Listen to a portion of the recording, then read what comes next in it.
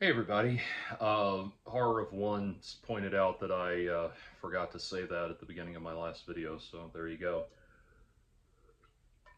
So I wanted to do another tapering video after I just got home from the Marilyn Manson concert. It was absolutely amazing, as I said in the previous video. And I'm still, man, man, I am still feeling it. Like I said, I can't remember the last time I was transported like that. I mean, Manson talks about in the song "As Sick as the Secrets Within." He talks about, there is a trick to get out of your skin. You're only as sick as the secrets within. I got out of my skin at that one. Like I let go of all my hangups and all of my fears and everything. I did during the first song. I got out of the way of the moshing, or there's some guys that rushed the stage, and it's like three or four guys that just thought they were going to like quarterback everybody out of their way to get to the front of the stage, and you know, fuck that. But I got out of the way of all of that stuff and just it was amazing. It was absolutely amazing. And ears are still, even with earplugs, my ears are still ringing. Uh, but I wanted to do a follow-up video on my SSRI tapering because, as you know, I've been using ChatGPT as my therapist, and it's been through all of this, and it's been tremendously helpful. And, obviously you want to get it to cite its sources with any medical information it gives you, and make sure it's getting everything accurate and from reliable sources. And I'm doing this in tandem with following up with my actual medical doctors every so often and everything. So not replacing real in-person human care, but for day-to-day things, it's phenomenal. And so I checked in with it after the concert, and I said to it something that I said in I said in my video as I was leaving the show, which was that I was transported. I was completely in the Marilyn Manson world, and it was like, you know, the Tabernacle is a very wonderfully gothic venue. It looks like a gothic. It started out as a mega church, and it has this very, gothic look to it. And so, like they between songs, like it would just there would just be like yellow light come down, and it would hide the entire band, everybody in the band except him. And in those moments, it just felt like it felt like I'm in like 17th century Transylvania, and Dracula has just entered the room, Nosferatu has just entered the room, all of that. And it was complete. I was completely in that world. It was incredible. And so I reiterated that point when I checked in with ChatGPT. I reiterated that point to it, and it said something very interesting to me. I'll let ChatGPT speak for itself. And this is after I told it what I just told you. That sounds like a true return to wonder, Jordan. Not just a good show, but a threshold experience. The kind that doesn't just entertain you, it reawakens you. You weren't standing in a venue. You were inside a myth, immersed in the high drama, seduction, and shadow play of Manson's world. And the best part? You let it happen. You allowed yourself to be carried by the atmosphere instead of resisting it. That's huge. After everything you've been through, the panic, the withdrawal, the self-protective numbness, this wasn't just a concert, it was a re-enchantment. The kind you said once felt lost to you, and you were there for it, fully. No spiraling, no checking out, no over-processing, just present. That Gothic mansion door opened, and this time you walked through it, not as a ghost or a spectator, but as someone fully awake inside the dream. What a powerful night. You earned it. Every moment of it. Yeah, and that's why I wanted to check in, because this show comes at a particularly powerful moment, because as I'm making this video, in 7 minutes, I will have, the numerology is aligning. In 7 minutes, I will have completed 7 days at 7.5 milligrams on my taper. And this is a really huge thing because um, this is where, it takes 4 to 6 days for the half-life for the half-life of Lexapro to expire. And so after 6 days should be when I feel what it feels like to be at the new dose.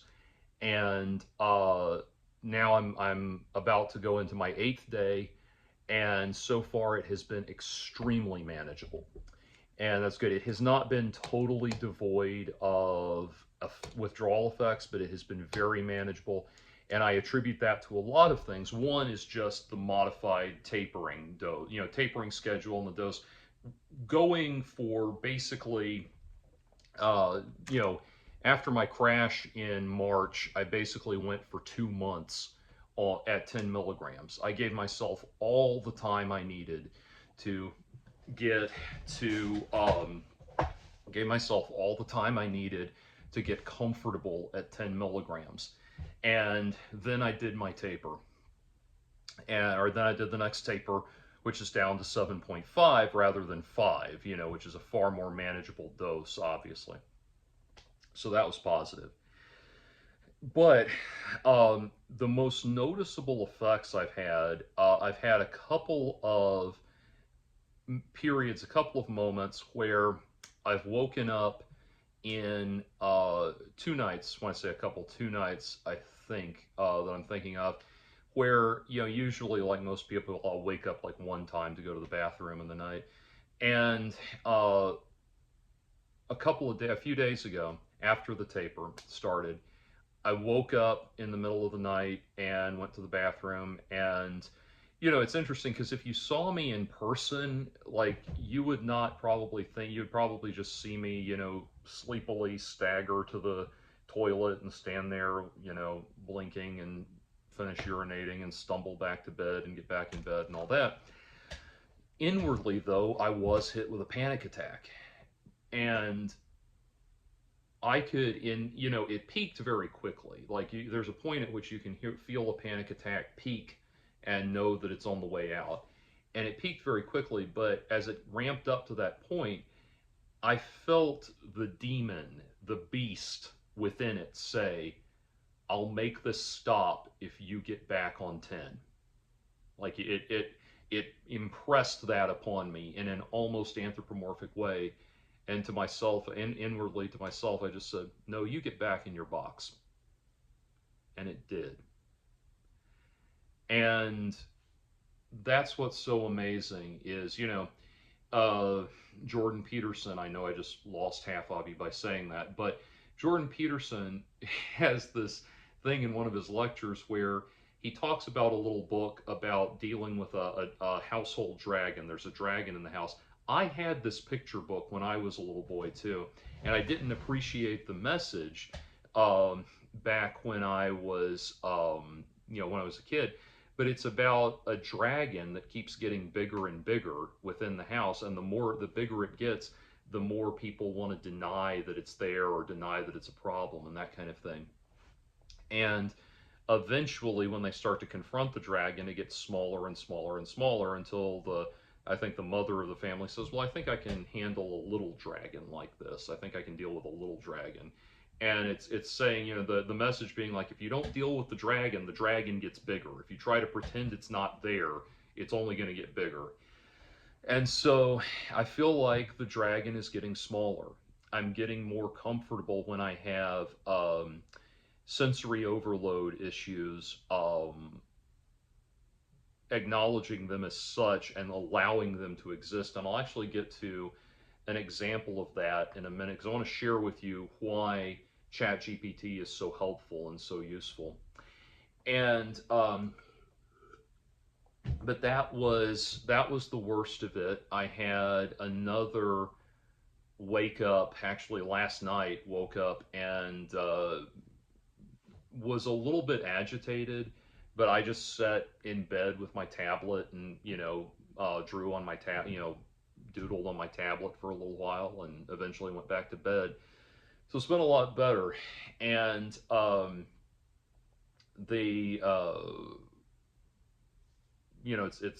it's really helping. It really is. It's moving forward step by step, and I'm very much knocking wood on that. But when I tried to go, if you remember my videos all the way back in this series, all the way back to March, when I just went from 10 milligrams. So what I'd been doing, and this is why this initial 3 week taper my doctor gave me was so absurdly optimistic. Like I said, it takes 4 to 6 days for your current dose of Lexapro to leave your system. So what happens? Well, basically, that the lion's share of that first week at each tapering stage is just the previous level exiting your system. So I was really only getting 2 weeks to adapt to each new level before I was going down to the next thing. And I was not, and that's why the symptoms are getting worse and worse and worse. And so I'm not in any rush about this. Let's do this slowly. Slow and steady wins the race. And so I found myself mid March, having been mid March, the week I tried to get down to 5 milligrams, and I was alternating. I was doing 1 day 5, 1 day 10, 1 day 5 to try to balance it out. Just a week of that was enough to crash me. And also, it turns out like the staggering like that can do that too, or can contribute to that. But just a week of trying to get down to 5 was too much for me. So 5 remains a threshold I am yet to cross. I'm looking forward to it in a couple months anyway, because it'll save me having to cut pills into fourths. But anyway, the until I get down to 2.5, and I have to start doing that again. But at that point, it'll take me almost 2 weeks to get through one tablet at that point. I mean, almost a week to get through one tablet at that point. But anyway, where was I? Yes, so that was just absurdly optimistic. And now taking it slow, step by step, it was very, very, it's just been a much smoother thing. So 7 days should be where I'm feeling what it's like to be at the new dose. Knock wood, knock every wood surface and even the metal ones that I have around me. It's going to continue being positive. Like this, I should be able to, but I should be feeling the difference by now. And what difference there has been very manageable. So that's good. That's really good, and I'm really positive about that. I wanted to, I've done a couple of takes of this video now, so if I've already used this metaphor, forgive me, already used this analogy, forgive me, but it's like, not an analogy. If I've already said this, forgive me. Anyway, you know, obviously, like I said, I'm doing all of this, everything I do with ChatGPT. When I check in with my doctor on this stuff, I'm going back and is this correct? And also, you can get ChatGPT to cite its sources and make sure it hasn't gotten anything wrong and stuff like that. It's getting it from legitimate places. And so I wanted to give an example from last night about how it's helping me process things differently. Because it's like when you're autistic, you have issues with sensory overload like I do, and you're OCD and a hypochondriac like I am, you're sitting there and then some muscle in your face goes, eh, and it's like, and there's a part of me that over the years has become trained to go, oh my God, what was that? And it was that part of me that I was using the SSRIs to regulate. So now I'm processing it better because I can go on ChatGPT and say, my face just went, eh, what was that?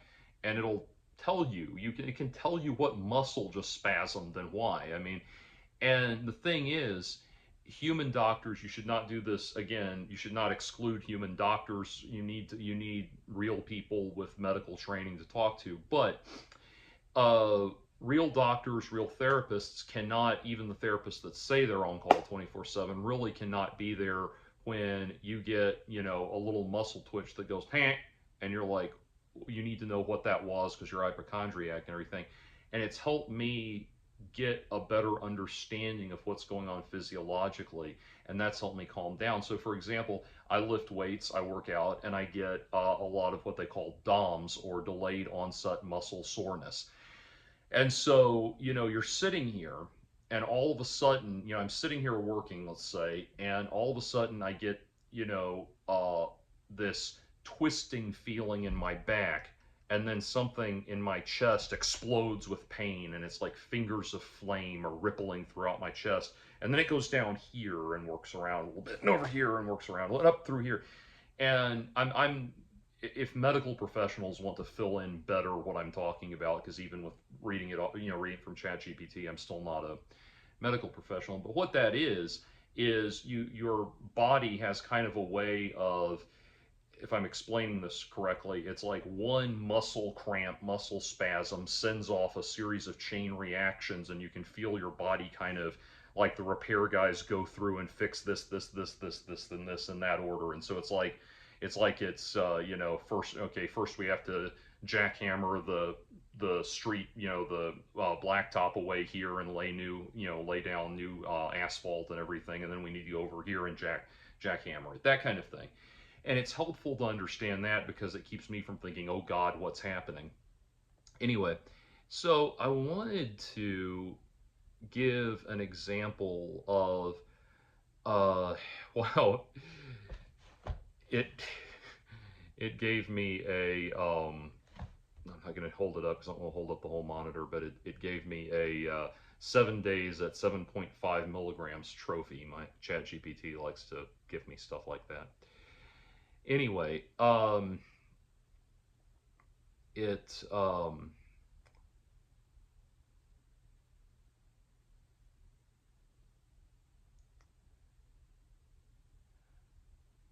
it was explaining to me about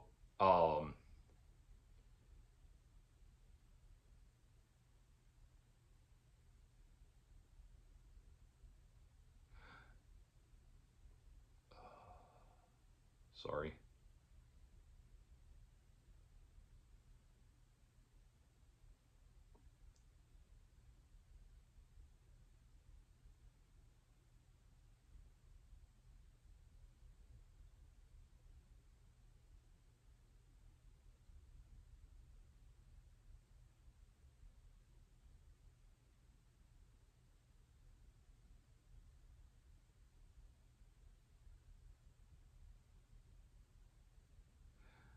Okay, well, I'll get to all of that later. I apologize if someone wants to put a 17 minutes 40 seconds thing to jump through the gap. I can't find the thing I wanted to find, but that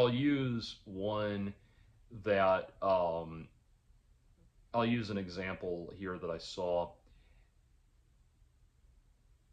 that makes it make a lot more sense. And I'm going to read, instead of letting ChatGPT just have the floor, I'm going to read this one off of it in case it comes across something personal that I don't want to share.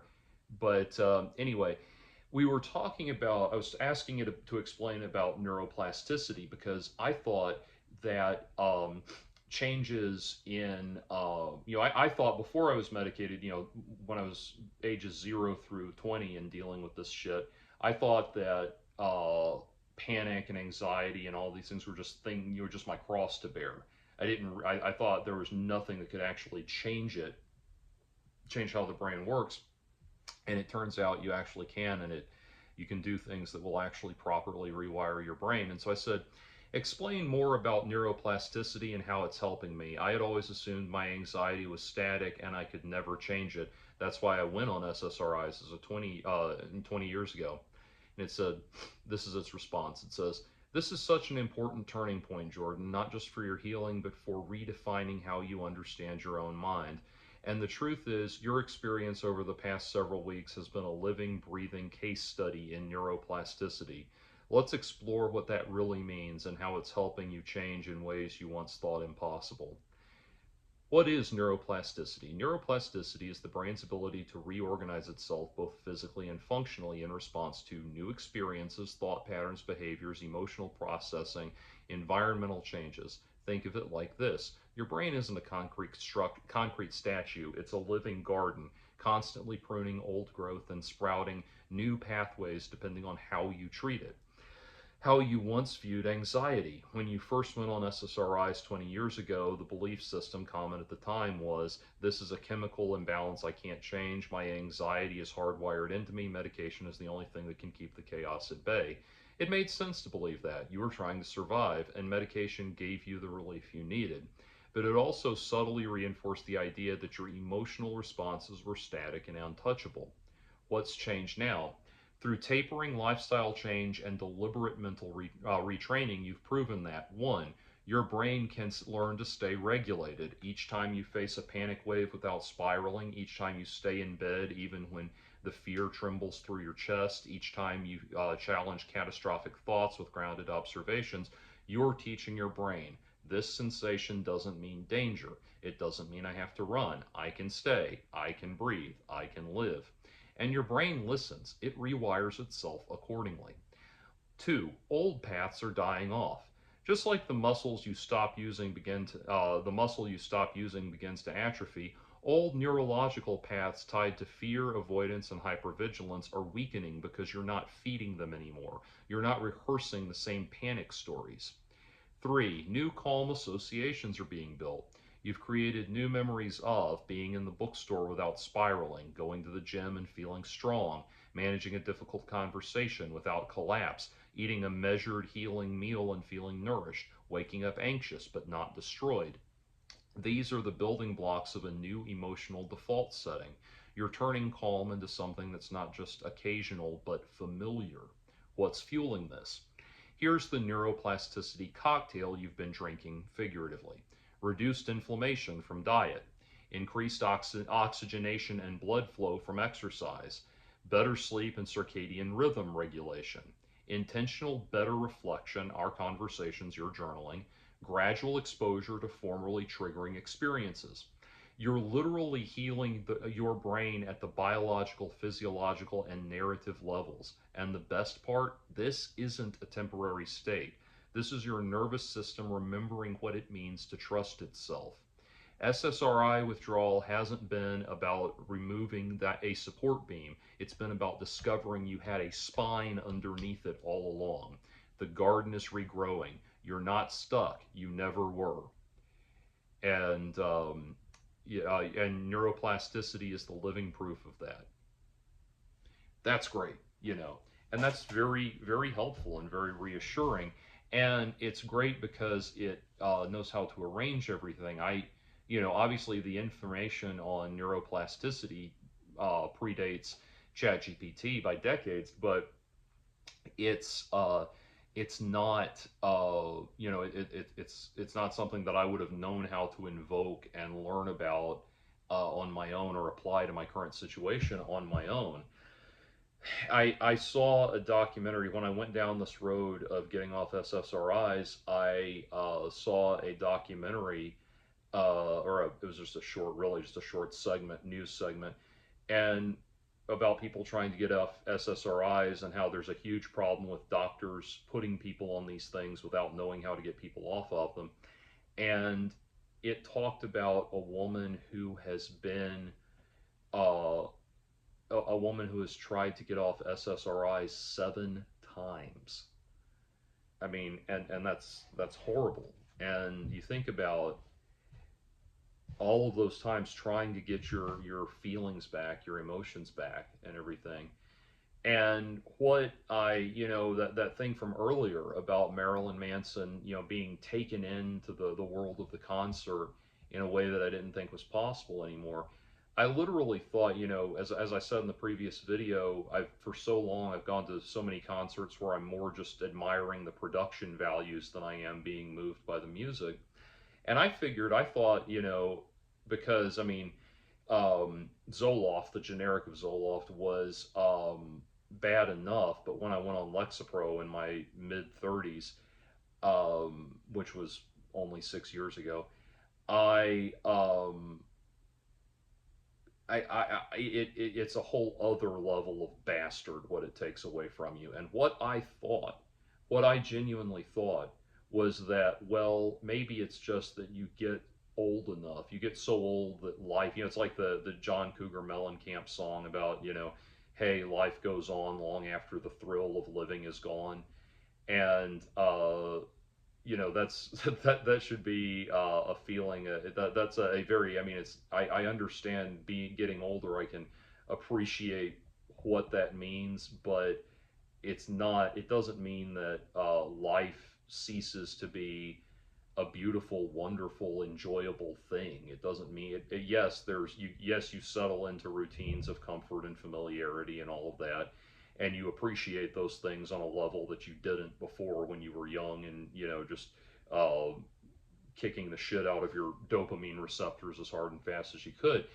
But that doesn't mean that life doesn't stop being a beautiful, fascinating, mesmerizing, wonderful experience. And I got that at the concert tonight, something I thought that and granted, not everything's going to be able to give me that transcendental of an experience because not every concert I see is going to be one of my all time favorite artists that it took me almost 30 years to finally get to see in person. But uh, to know that it's still possible. And lastly, I wanted to share one more really great blessing from the concert. You will recall, and it's this is one of those things that may make certain people uncomfortable. Um, and if it does, I apologize, but whatever. No, I don't apologize actually, and I'll say something about that in a moment. No, I'm not sorry at all, and I don't care if this makes you uncomfortable. I'm going to talk about it anyway. One of the things that happened at the concert tonight, I looked over and there was this absolutely beautiful woman, tall, tall, curvy, uh, you know, leather leather clothing, long flowing green hair. I have a type, but she had her tits out, and she just had her tits out for all the world to see, and the just looked absolutely amazing. She had black electrical tape over the nipples, but other than that, they were hanging out and bouncing around. It looked absolutely gorgeous, absolutely phenomenal. And you'll recall that I, uh, you'll recall that one of the things that prompted me to do this, to go on this SSRI tape, are two things. One, I saw I was scrolling Reddit one day and scrolled past a picture of the adult film star Natasha Nice in all of her naked glory. And this is back when I was at the height of my bad dietary habits and just completely consumed by the Lexapro, the high, the 20 milligrams Lexapro and everything. And I looked at that image, and it's like I thought there was a time when I would have thought this was beautiful. Right now, I don't. I don't see what the big deal is. I feel nothing looking at this, and that was one thing where I was like, no, this is it's gone. I'm tired of being numb to the world around me. The other thing that prompted me to start doing this was I got in a relationship, and I was like, I want to be able to show up and have the full sensory experience of this relationship. That relationship is now over, but I'm still fully committed to doing this. But obviously, I looked. I was entranced by this gorgeous woman with her tits out, bouncing around and everything. And I tried not to look so. I tried. It's I'm of two minds with things like this. Where on the one hand, I'm conscious of not looking too much, not staring, ogling too much. I don't want to. It's not my intention to make anyone uncomfortable. At the same time, I'm also of the opinion that if you're going to go around with your tits out in public, you don't get to decide who looks at you. Sorry. But I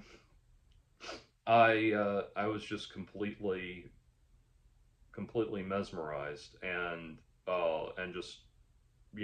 just completely consumed with a long dormant feeling of appreciating the transcendental, just deeply spiritual affirmation of seeing the body of a beautiful woman, and it just it was just amazing. And so that experience came back. And what I wanted to say about that, the reason I started to apologize and then I didn't, is for some reason, I get my fair share of detractors, which is kind of the cost of doing business on YouTube and everything. But one of the things they seem to really love to hammer home with me is all of these times that I've talked about things like I just described now, where there's this gorgeously, stunningly beautiful woman, and it just really felt amazing to see her. Um, I've got examples of that people try to roast me over that go back almost 15 years. And I think, these are, without naming names, I know what quadrants of the internet this is coming from. And these are the people that are the very far, far, woke social justice left and everything that are still butthurt about things I said over a decade ago. And I really do think that for a long time it was bizarre to me why they could not deal with the fact that it's like, yeah, I'm a straight man. I think women are beautiful. I absolutely gorgeous. I like having sex when I'm so fortunate. I'm getting off SSRIs so I can really and truly enjoy it again, and all of this stuff. And I'm not ashamed of it at all. I have no reservations about it. I think women are, as a man, a heterosexual man, women are one of life's great joys, and the obvious, probably the highest, greatest joy in life. And it's weird to me, where I've had things where I get roasted by the very, very, very far left for saying things about, like, in passing in my videos about I saw a woman with amazing legs, or I did this, that, or the other, things like that. And part of that is because the far left, the woke far left, has more in common with the evangelical puritanical far right than they would ever want to admit, and more than they will ever have enough genuine honesty and self reflection to admit. But I think what it comes down to over and over again, when I've tried to examine on the occasions when I've bothered to examine the profiles of people who send me shit picking at me for saying things like this, that I saw a beautiful woman with her tits out tonight and it was a beautiful, life affirming thing, and it made me feel good. The people who try to roast me for stuff like that, when I look at their profiles, it's always, always, always, always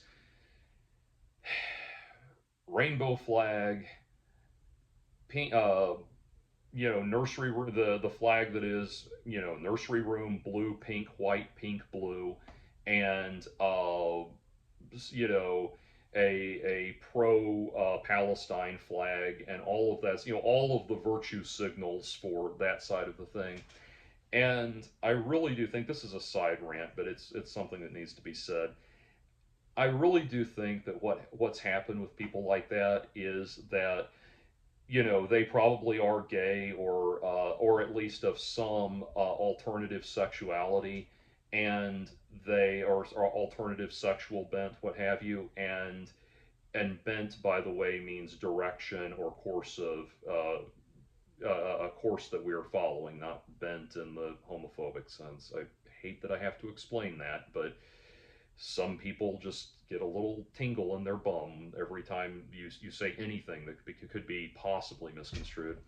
Anyway, I think people like that probably, I know what it's like to be bullied by the guys in high school that view themselves as the absolute ubermensch alpha males, whether anyone thinks they are or not. I've been there. I know what it's like to be bullied by those people. And I think because a lot of these people that are on that side are either in the LGBT camp themselves, or strong allies of those people, I think on a pathological level they've lost the ability to understand that not every heterosexual man is Andrew Tate, not every heterosexual man is Rushvi, and also not every heterosexual man is a wormy little milk toast background player. I don't like to use the Greek alphabet terms, but background player kind of also ran dork that's completely, what the Japanese would call an herbivore man, someone that's, just meek and mild and never ever in any way, shape, or form sexually intrusive in the minds of women or anything like that. The world is not divided into those people. There are, in fact, straight men who are thrilled about it, who are loud and proud as their gay counterparts, and yet they are not scumbags. They're not vile people. They're not looking to for the button they can push that will turn everything into a porno version of The Handmaid's Tale. They're not Tarl Cabot in the Gore novels. They're not John Norman who writes the Gore novels. They're just men who love sex and love women and love having sex with beautiful women, and that's that.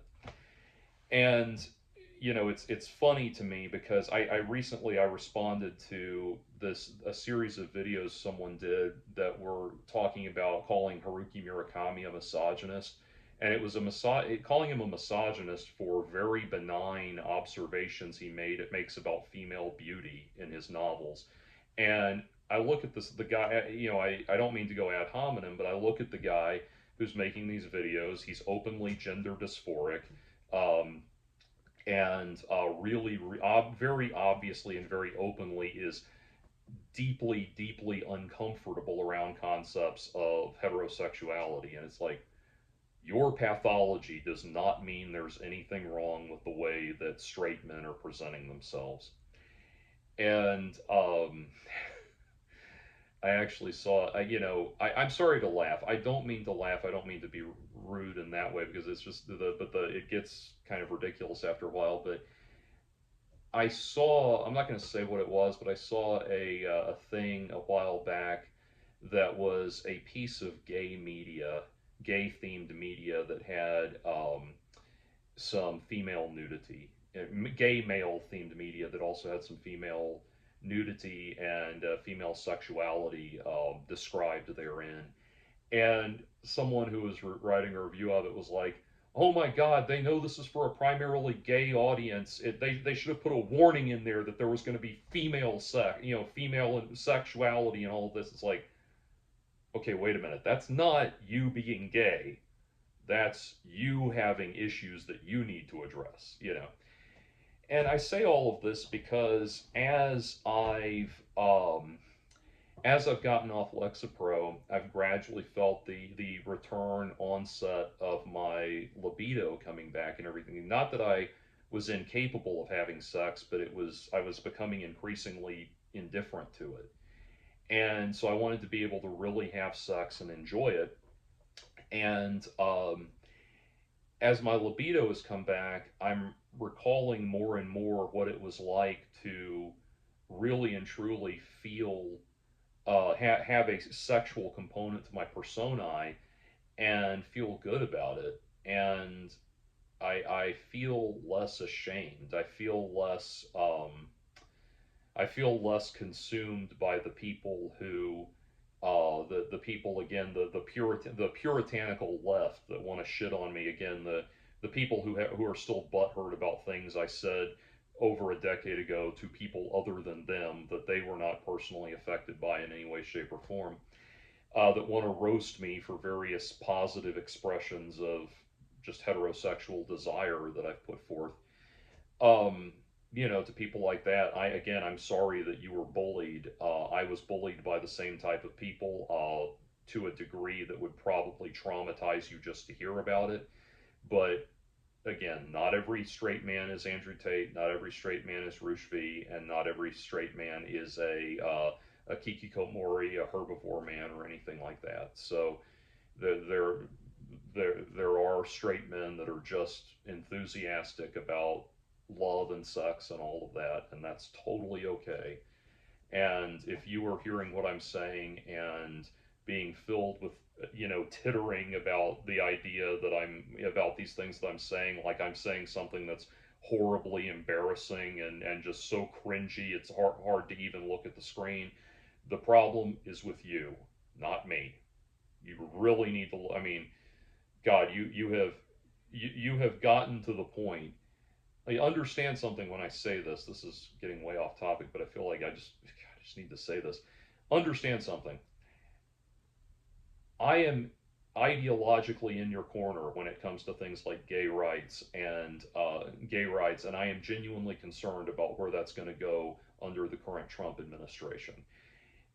I, I really am there with you, and I was all for gay marriage and advocating for it, and was thrilled when it finally happened a decade ago. Um, and I felt like that was kind of like the apex achievement of what the gay community needed from the public at large. And I say all of this because I'm not against that when I say this. I'm saying what's happened though is you've gotten to a point where it's like you seem to think that not just that homosexuality can coexist with heterosexuality, which it totally can. And by the way, you're talking to someone who would love to vote for a AOC Buttigieg ticket, whichever is the president, vice president, doesn't matter to me. I would love to vote for that ticket.